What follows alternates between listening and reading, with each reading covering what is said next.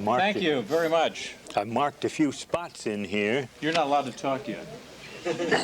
I'm the one that starts. Remember, are you starting this thing? Let's start over. Let's hear that applause. Shut up, Steve.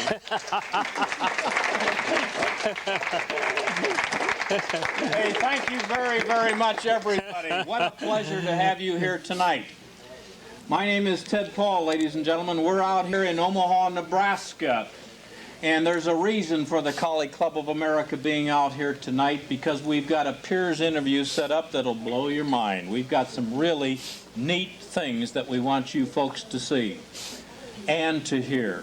And I started out and I said Omaha, Nebraska, and technically I guess I have to correct something. We're across the river, what they call Council Bluffs, Iowa. And the reason we're on this side of the river is because of the establishment that we're in. This is a marvelous place where we've just had a fine, fine dinner with the people of the Nebraska Collie Club. And before I go one bit further, and please keep the camera here if you will, Judy, before we get off to our guest tonight, I have to say something that I want to be sure to get on our videotape. And that is, I want to thank the members of the Nebraska Collie Club for having us. They've done a great job of lining up this tremendous guest that we have with us tonight. And there's two people in particular that I really want to thank. Bill Johnson, who did so much of the groundwork to get us started, and Sharon Bryant, who followed through and did the balance of this, and she just did a great job. And Judy, what are you going to do? You're going to pan that camera around a little bit, and we're going to let you see all of the people that are here tonight to partake of this peers interview. Judy's going to kind of pan around the room. Hey, you're on TV, gang. Smile. I see Wally Madison. Oh, look at he can smile. I see. Put your ears up, Wally. We've got the whole gang, and the camera's coming back, and as it pans back, Judy, the people are going to see the guests that we have with us tonight, and the guest is phenomenal. She's zooming out right now, and sitting alongside of me, ladies and gentlemen, is the guy. The man that everybody says is Mr. Collie. And I think the name is well deserved. Ladies and gentlemen, I don't have to introduce the man that's sitting alongside of me. I've just spent a delightful hour at dinner listening to some of the stories that I hope we can get a couple of these back on the tape. They were just great. With no further ado, and please, you let him know that you're glad to have him here. Mr. Collie, Mr. Prater himself, Steve Fields. How about it?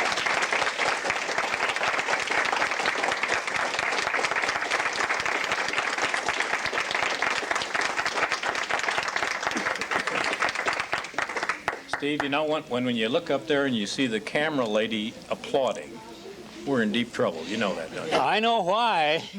One time she had a very nice bitch in California that was shown under me, and I put it winner's bitch. She's been my friend ever since. Now, these things work in a positive way sometimes, but just think of this group today. There are 2 or 3 that had some top wins. There were quite a few others that had some very fine dogs that didn't get the top wins, but will someday. Their day will come. And that's the way it is. What you're trying to say is you made some enemies today? And some friends? I always used to say, when I would leave the ring and I'd lost, I'd lose this show. And somebody would say, you look kind of glum. You kind of didn't say anything, thank you. And I'd get out a ways from the place, and I'd tell my friends that would gather around and start consoling me a little. I said, just give me a little time, give me a few hours, maybe a day or 2. I'll forget it. He'll still be my friend. He'll still be my friend. The day will come for this dog, and if it doesn't, why, so. But well, you know, that's the way it is with the judge. One day have one, another day you maybe don't. Well, I think you're exactly right. And Steve, I've been sitting here while you were talking about this and did some mental calculations real quick. At your age, you have judged 3,946 shows, right? Right. At those shows, you had an average entry of 63.5 dogs, right? 63.5 times 3,000, so forth and so on, we come up with 180,249 people handling those dogs, right? Out of that, you have made 493 friends. You have 164,000. Where's the way out of this place? Enemies out there. Did you know that? Give them a little time. You know it's an accountant's world, don't you? You know, someone said to me today, they said there's something interesting. They said, your losers come back, show under you again. Sometimes. Sometimes. And the day will come. Exactly. So you see, judging is not an easy game, folks. And what Steve is trying to tell you is that over the years, with the people he's put up, there's some really nice people out there, but I think if you've shown under this gentleman, even those of you who have not maybe won on that particular day are going to be back again and again to show under this guy, because he is just great. And Steve, sit back and relax. I really like all of you. I really do. Anybody that likes collies and shows collies has got to be pretty good person. And I may not always show it in the way I talk and so on, but I really like all of you as individuals there. And I think you are... Steve, let me interject something. When we do you get the feeling this is going to be a seesaw battle here tonight? No. When we started out and we said, let's go up to Omaha and talk to Steve, we put a thing into the bulletin, into several of the news publications in the Collie Club of America, and we said, if you could ask Steve Fields one question, what would it be? Please jot that question down on a postcard, send it to Ted Paul, my address out there in Sia, Oregon. And boy, let me tell you, Steve, postcards just poured in. We got 3. That's why I made a few notes here to supplement. First one's from your mother, Steve. She said, "Dear Steve, why didn't you clean your room when..." No, that was... Let me interject a little bit of that. My mother had 8 very fine youngsters there. All lived and grew up fine, were pretty good students and pretty businesslike and so on. She was pretty well along in her years when I came along. She was right close to 50. I was the 9th. I was number 9. And I would overhear a little conversation. My older brothers called me elephant ears because I was always listening and looking, and I do that yet some. She said, I figured that if the Lord sent you, he must have had a reason. And I began to reflect a little bit on that, and the older brothers and sisters, and I wonder what it was. You were number 9th and your mother was 50. Now tell me about your 4 younger brothers. Well, did you really come from a large family, Steve? It's all true. How many? 9. 9 kids in the family? 9. My mother was right close to 50, and my father was old enough to have been her Sunday school teacher when she was a little girl. So he was a lot older than that. Strange things happen in Sunday school.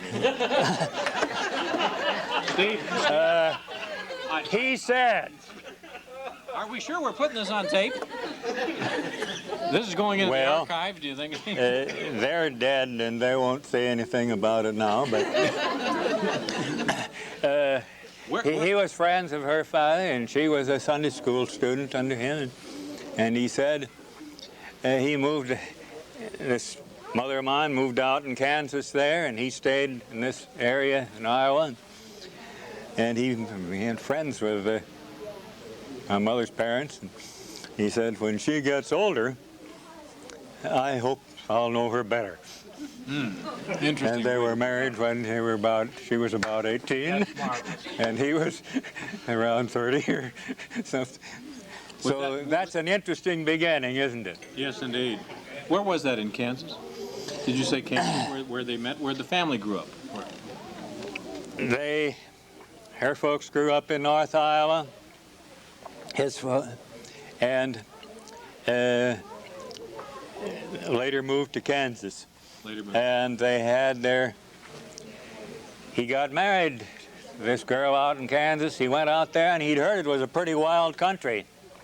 And when he went out there, my mother said he had a couple revolvers.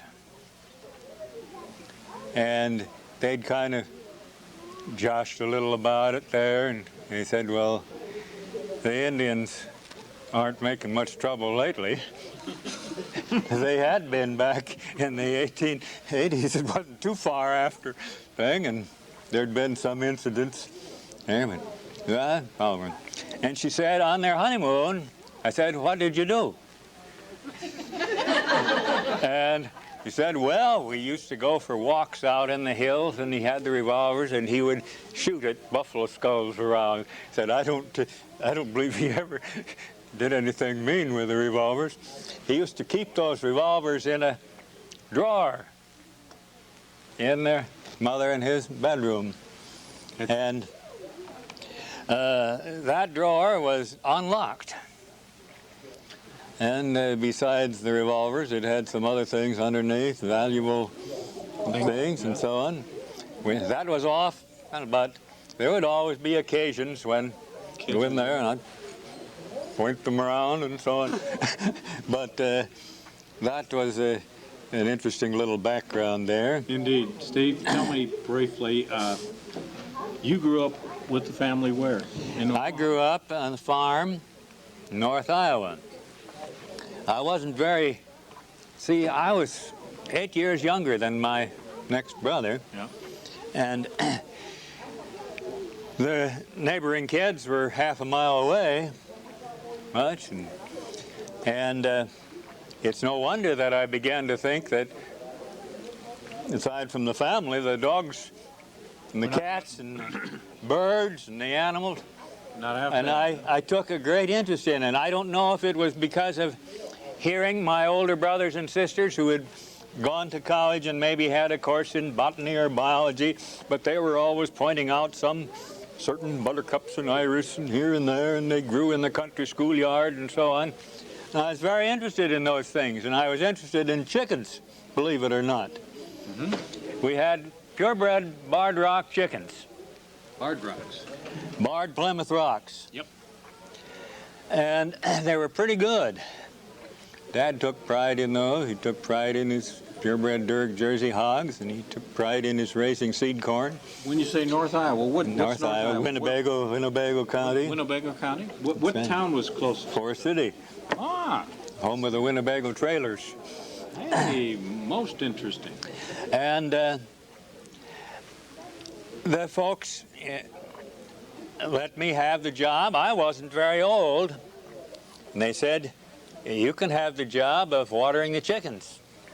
Okay. And I'd carry a bucket around, put water in for these chickens, and it wasn't very long before they put me in charge. In those days, instead of having incubators, we had setting hens. Ah. Have you ever put your hand under a setting hen? Pick, there.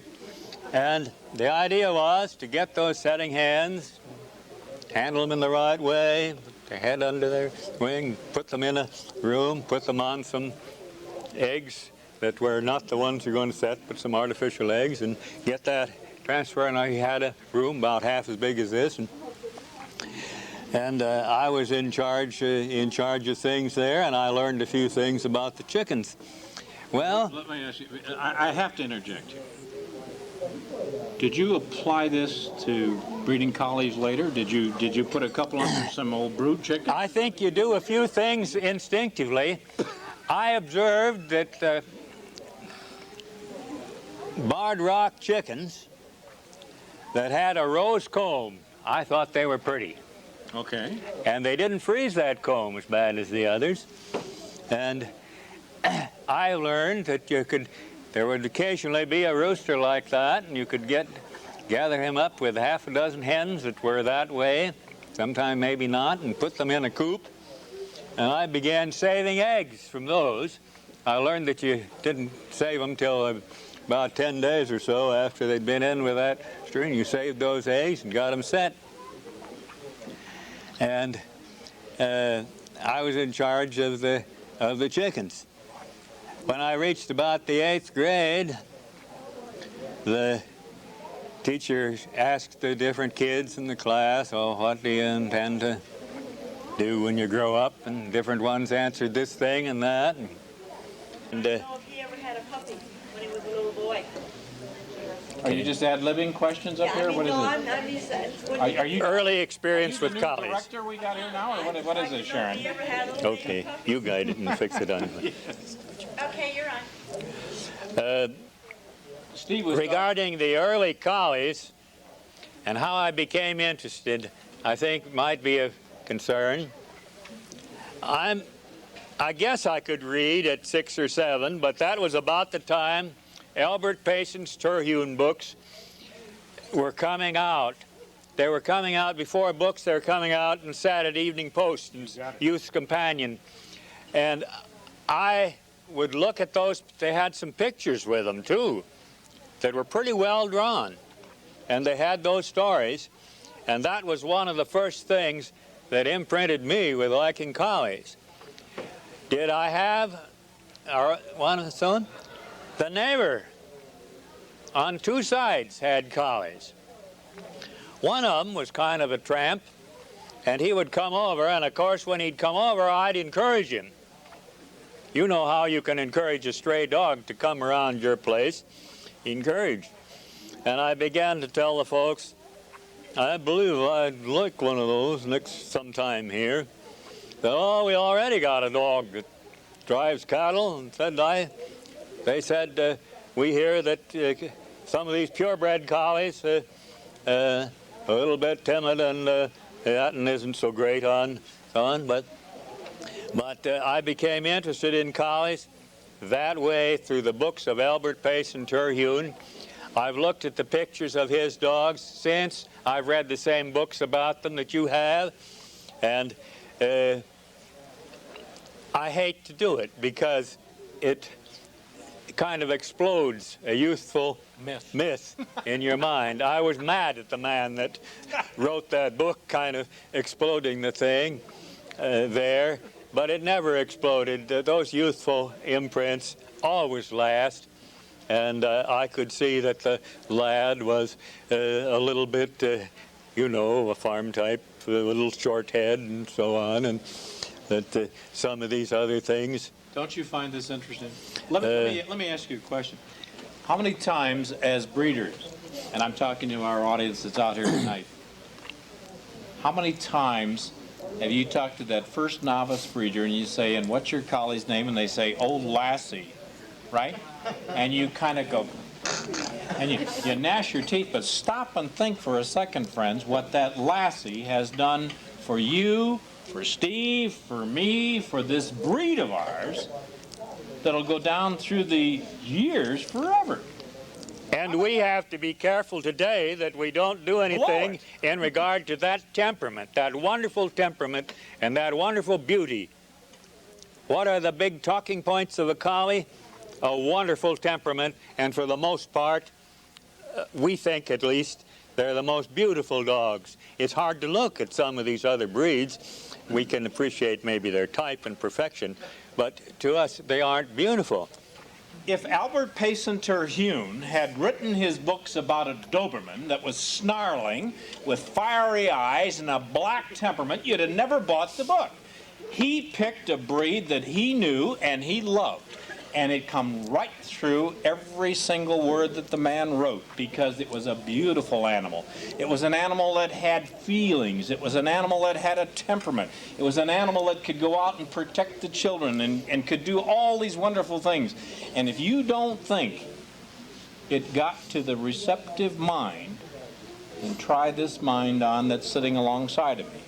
Mr. Steve Fields is telling you tonight that he got started in collies because he read Albert Payson Terhune. Let's never knock that again, friends. I think that's just great, Steve. And the same thing can go on through Rudd Weatherwax and the Lassie shows, too. Exactly. don't knock a collie because the eyes are maybe a little large and the blaze face and so on. And some of those, like the first Lassie, the later ones were better. Yeah. And they were well trained, and the work that that man did and the shows, that was marvelous, and it took another generation on through there. A tremendous thing. And we mustn't say or do things that knock the collie too much or do anything to destroy this thing. We must keep it as a popular breed of dogs. Up on that pinnacle that we've always had. Steve? They can't all be 5-point or 4-point show winners. There are some of the most beautiful dogs maybe in there that didn't maybe get first place in or winners, but there were some that were very beautiful, excellent temperament, lots of them in there. And don't be discouraged about those dogs and so on. Steve, you say that you first saw these collies on the farms around you. When did you first go out and say, gee, I'm kind of interested, maybe I ought to breed one of these things? And about what time in your life was that? That's a good question. I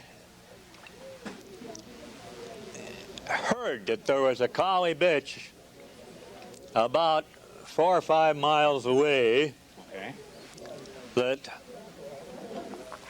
was had a litter of pups. I'm not sure just how I heard it. That's the thing. I decided I was going to look into that.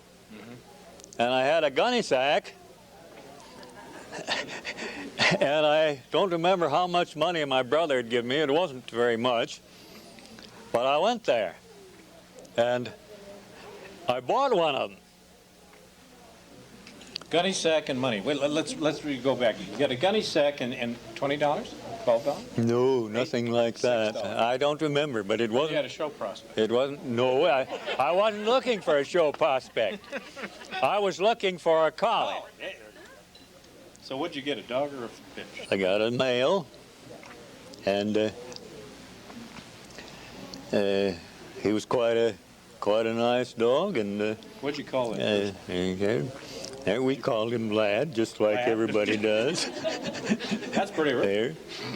There, and he would hunt. He would go hunting.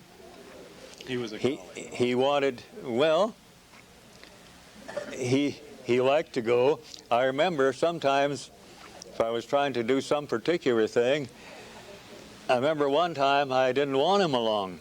I was going to look down in the grove, I don't remember whether it was rabbits or pheasants or what, but I didn't want him along. He heard the shooting. He went right through the plate glass window, coming right down there, and joined. Yeah, he wanted to go along. So you got this first one. Then where did it go from there? What can you tell us from that point? Well, we about in the early 30s. There, I was. Before my time. Well, I was about 20. I was about 20 by that time, and I was teaching school around here. That's been a long time back. You teach school long enough, you're not very good about conversing with people because you know the school teacher stuff. But you ask the question. I think you do. You ask the question anyway, and I think I went to a dog show over in the old auditorium, and I believe that was the show that old Champion Sterling Superior was the first, I think the first and only collie that ever did go best in show around here. How about that? And was this the first of the? We lived in an apartment, and I would drive places to see some collie that they had, so on. And we had one that was kind of a pet collie first there that we had behind our apartment when Mike was a little fellow, and that collie wasn't a show collie, he wasn't even pedigreed collie there, but he was quite a nice dog. He would go along the edge of the street. You can believe this, it was in Council Bluffs, so the traffic wasn't as fast as now, and he would keep that kid along the parkway there, so he didn't go around in the street. He would kind of hurt him. Yeah. And he would stay out there, so on. Somehow or other, I think I saw an ad in the paper that somebody had a purebred collie in the area here, and I went over there, and here was this pretty fine-looking bitch. She really was a pretty-looking bitch, and she just had a litter of pups that weren't collies. She would go over the fence, and she would go a block or two up, and she'd bring home a chicken for these pups. Well, they were about fed up to here on that. So I knew Mrs. Edmiston was over in Omaha. Maybe some of you recall Mrs. Edmiston, the old-time all-breeds judge. And I took this bitch over there, and she said, well, she's a pretty good bitch. There, I'm amazed that she's for sale. Well, she'd come into this territory through some of the stock that Billy Ginn had brought in, the Dutch Mill place. His folks had paid some pretty good prices for some stuff, and she'd come in, and I got that bitch. Well, I'm not sure how long I'd had her before my wife suspected there was something funny here. I am not sure I even told her much about it. But I had her kenneled with some folks over in Omaha there. They kept her. And the stories on that are a little bit wrong. They indicate that the first breeding was the one that produced Silver Hoe. I think I've heard this story. It wasn't that way. Listen, this is really cute. The first breeding was one that was to the dog that had been Winter's male, Holbrook's, Jidge Holbrook. Folks owned it, or Jidge, I guess, owned it. Jidge was about that old then, and I wasn't much older. And I brought it over there, and we had difficulties there. It was, you're anxious too soon, and I think he had a vet that was, I think he maybe gave an artificial insemination, and there's supposed to be a second one, but I said, well, don't bother. I got a breeding naturally. We got a breeding naturally later on anyway, and she had a pretty decent looking litter of pups, but we were in an apartment, and I think we sold all of those. Well, I was beginning to read magazines at that time, and I saw right up in these magazines by one of the greatest advertisers you ever knew, Van Dyke, and he was advertising and promoting the greatest show dog of that time and the greatest sire of that time, which was incidentally Honeybrook Big Parade. Yes, indeed.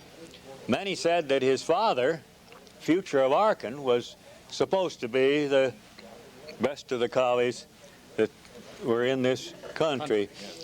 They'd descended from Eden Emerald and back through Magnet like all the other ones did. And Mrs. Linton brought the stock over. And some credit goes to those people through there. It didn't come out of the sky any place, this bitch. And incidentally, the bitches, Honeybrook Big Parade, I read all the data I could about him, and I bred this bitch to him. I sent her out to the east.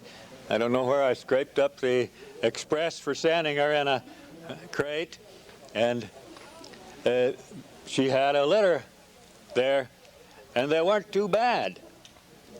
And there was one male in there. His name was Honeybrook Golden Boy. He was sired by champion Honeybrook Big Parade, and he was out of Lodestone Bandoliera, which was the name of that bitch, although she was really more Arkan than she was Lodestone. This is the bitch you bought. Well, yeah, No, and she even had some white Bardonia, a little white back, go back a ways in there. She was white factored, I think. A big wide collar. And there was a male in there. You might ask me what some of the dogs that I had particular love or affection for. Yep. I'm telling you, that dog, he had the bubbling disposition. He'd get up in your arms and just kind of rumble like he was talking to you. And he had the wonderful disposition that Big Parade imparted to his offspring. And he had a good coat, and he had a nice pair of ears and a good muzzle, which Ed Pickard always said was important. Indeed. And I guess it is. What did you call that male? I called him Honeybrook Golden Boy. Van Dyke never could quite get it through his head that he wasn't a champion, because there was a champion later on that was called Parader's Golden Boy, who was somewhat related to him, I think on both sides, but wasn't the same dog.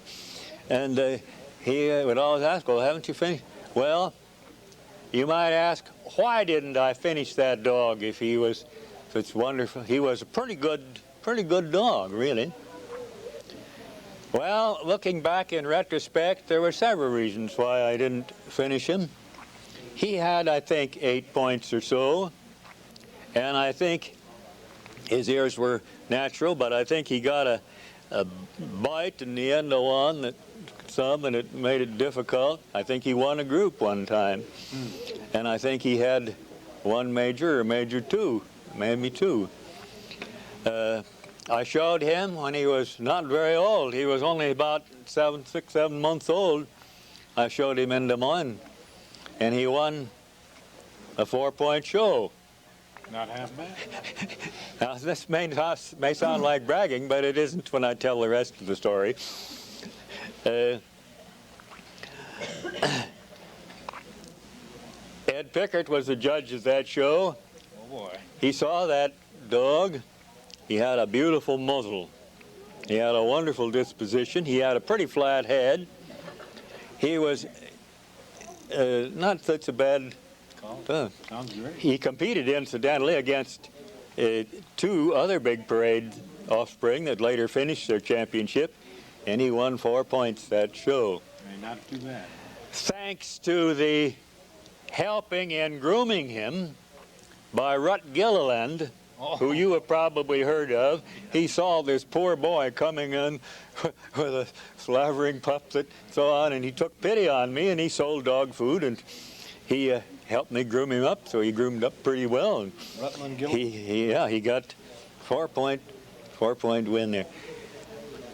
Maybe it's too much too soon. But I guess you've got to have a little something to keep you going. Exactly. And he was a very lovable dog. And I found out later on that he was a pretty good sire. He sired a lot of pretty good bitches from people that had collies around in this area, who were some of them fairly good and a lot of them just so-so. But he could turn out a golden sable collie there. The bitches particular weren't so bad, had natural ears on a lot of them, and all had good disposition, fairly sound. Yeah, and that wasn't too bad. And I've got to give a little credit to him. A lot of those bitches were later bred. Bitches out of Honeybrook Golden Boy, who was by Big Parade, were later bred to this other, to offspring of Shining Arrow, Silver Hose Shining Arrow. I bred that same bitch, her 3rd breeding. It was her 4th, because she'd had a litter of mongrels first for that party, you know, that originally owned her. What? And she was, I asked Ed Pickard, I said, what do you think, where do you think I should go here and now? He said, well, We both like Honeybrook Big Parade. I'd been looking at the magazines that told how his offspring had been winning. He said, well, he said, Helmerich Salute may be the best one, but he isn't fertile. Can't get him to breed a bitch. So let's rule that out. Astolit Peerless is doing the winning. That was Bob Wills' dog. Have you ever seen the pictures of Astolit Peerless? If you haven't, look at them in this book.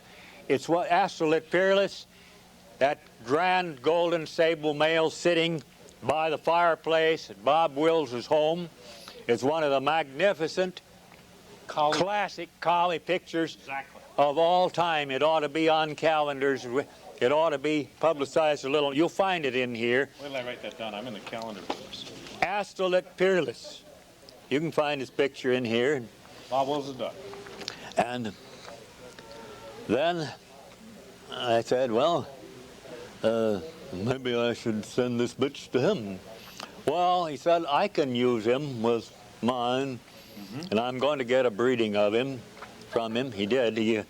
And he got some bitches that he bred to Star Produce Syndicate, you know. Yep. And incidentally, he's in the background of, on the dam side of Prater's Golden Image there, who was by Silverhoe to a bitch that was a combination of Sterling and Astolit Peerless. Let me ask you a question. I'm going to interrupt you right here. Did Ed Pickard kind of push you in this direction a little bit, Steve? You think because... Push? He didn't push. Ed Pickard, you had to watch out. Not go pushing much. You had to ask questions. Okay. I remember I asked him questions about, he said, Astolit Peerless. I said, why don't I want you? Well, his eyes are a little bit light. And I said, how light? And Ed threw up his hands and he said, you ask too many questions, he said. Just take my word for it that it's a little bit too light, and unless your bitch has a very dark eye, it might not be quite the thing. And he said, besides, he's white-factored and his mother isn't so great. Said, but I can use, he said, see, nothing has changed in 30 years, has it? Yeah. How many times? So I said, well, Ed, then, where? He said, you think about shining a Silverhoe shining arrow. I said, what's good about him? He said, well, I judged him, and I put him first in the CC of A sweepstakes one time when he's a puppy. He was a beautiful puppy. Have you ever seen the picture of Silverhoe Shining Arrow when he was a puppy? If you haven't, look it up in one of these books. It's in there. One of the most beautiful expressions that you ever saw.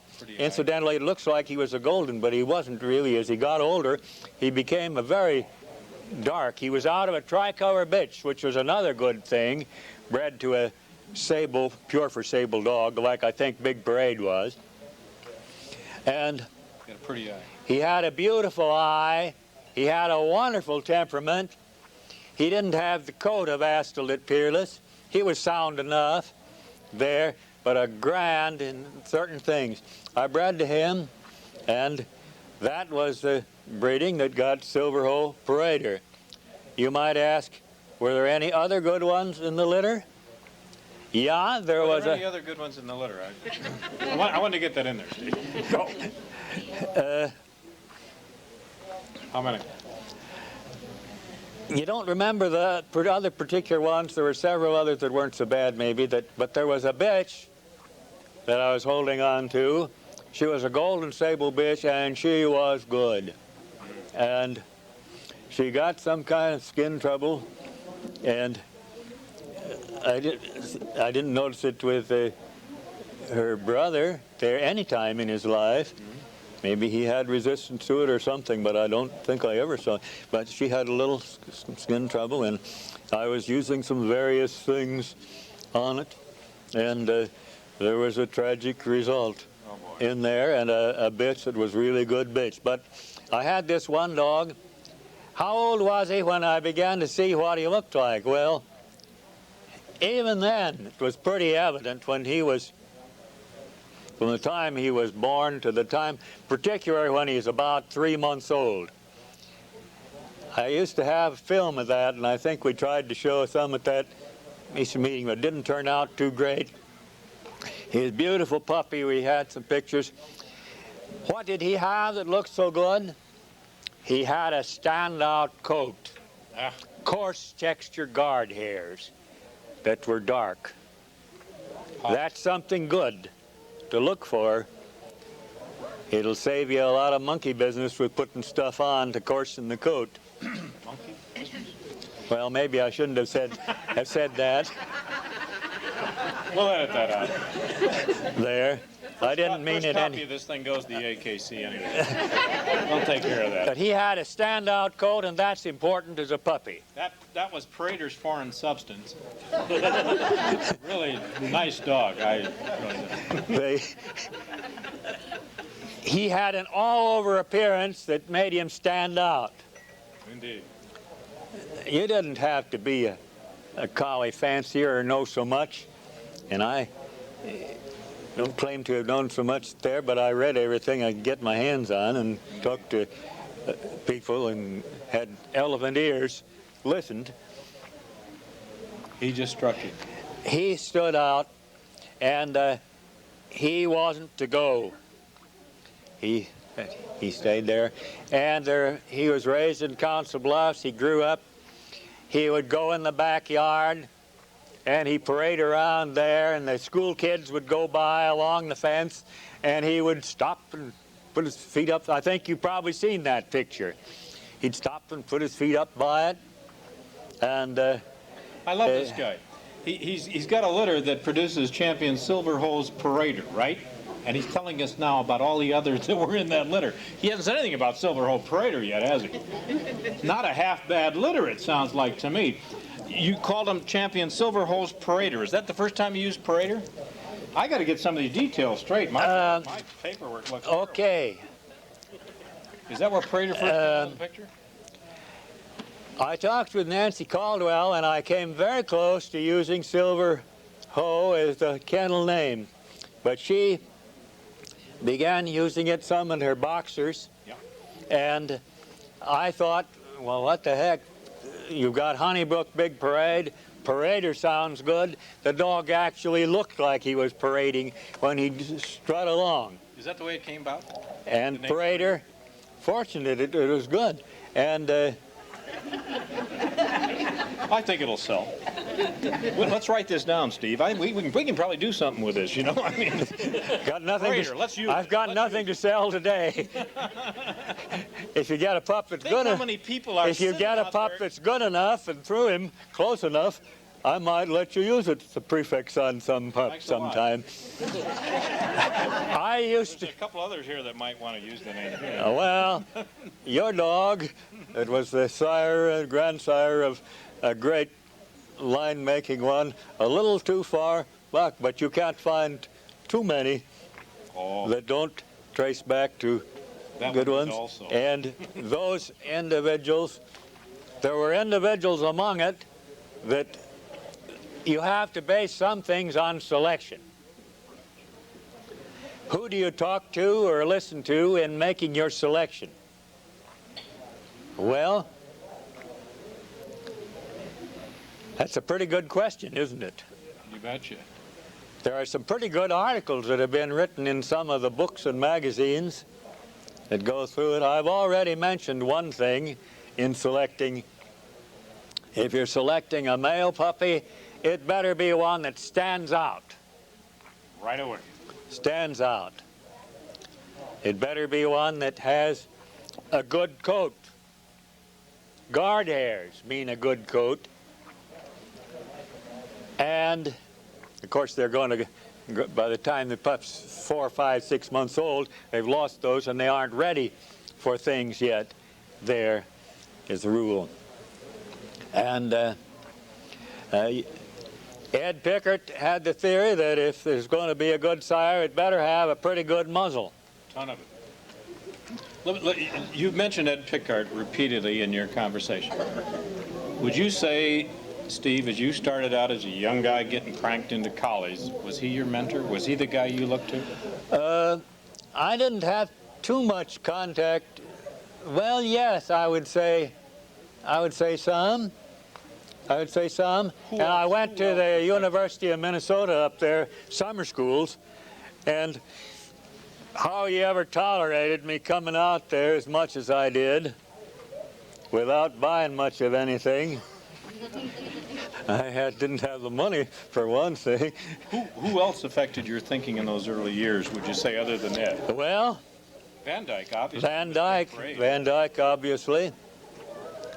They, You know, they say there's horse traders in this breed, Steve.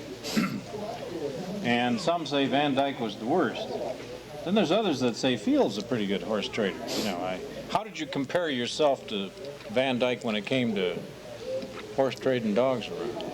Do a pretty good job at that? well, you can't hardly tell it very much as horse trading when you get $100 for the pick pup of a litter and $35, $50 for the others. You're trying to do the best you can there. And I don't think Van Dyke ever got the big, I don't think he had a stud service over $100 with his dog, and he wasn't a rich man. He was he wrote a nice article. Yeah, he did. He wrote a nice article, and sometimes I would look at the way he'd set that up and a little bit, and Try to get what you wanted out of it. Yeah, well, sure. I didn't do as much as some of them are doing today there. I know what you're saying. But when I got Rich Silver Hoe, I began to be able to tell of some champions he was siring. I began to be able to tell of some shows he was winning. And that leads to another interesting point.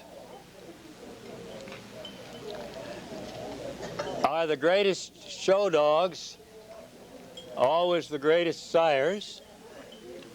And if not, why not? And so on. And I was thinking of some of the individuals that carried on from Silver Hoe Parader. Of course, when you get into the bitches, there were so many of those, it's hard to know exactly them. They insist on tracing this tail male line as if it's the only thing that amounts there, in both assessing the good and the bad that come from an individual. And I was thinking of a dog that wasn't the greatest show dog, and we were talking about it a little while ago. Tecumseh. Tecumseh Tempter. I judged Tecumseh Tempter when he was, about a yearling or so, and I knew he was out of my dog, but in spite of that, I couldn't put him winner's mail there. He wasn't bad. You've seen his pictures. When he started. He wasn't the greatest, but he was a great producer. He produced a lot of good individuals that are the basis. You look back in that line of your pedigrees, you have to look back in some generations, maybe even are beyond your current 4-generation deal. You may have to look back a little more.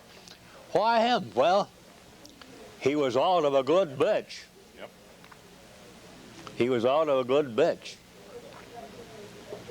And he had a sister that was good, too.